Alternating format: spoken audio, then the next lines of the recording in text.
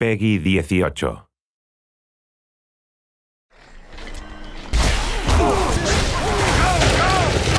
I enjoy making the sounds for these things. Maybe it's a bit of a macabre career choice, but there's always a new way to make somebody die. That sounds horrible, but it's true.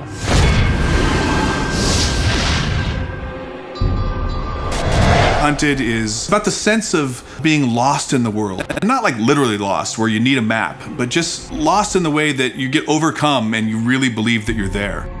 The goal for me is to try and get the player to be excited about what's around the corner. You know, what's happening next? What can I find? What's gonna make the hairs on the back of my neck tingle? You know, we talk about that a lot with the music.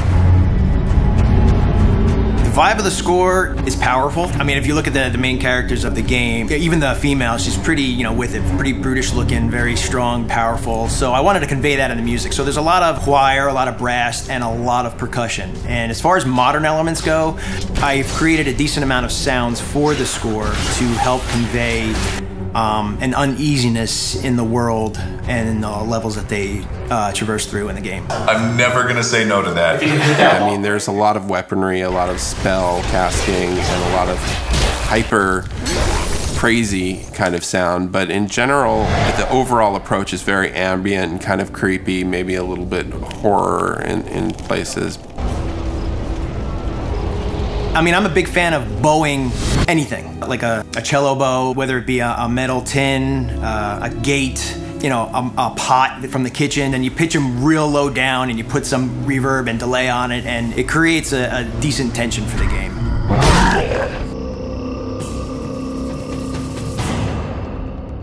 Every sound in the game is designed. There's nothing like a stock library sound in this game. So every single sound, even like the small impacts of the wood breaking as a body falls into it, it's, you know, a multi-layered sound of like crunchy stuff up top and then this stuff up here. These things make really great whooshes for like the arrows, you know, as they pass by your head. That's how you make them.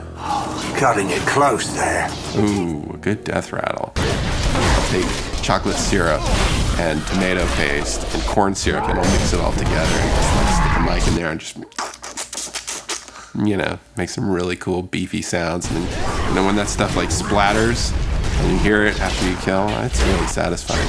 You want to imagine the blood splattering on the ground. If you're into that sort of thing. Sometimes I don't think about that. I never think about that.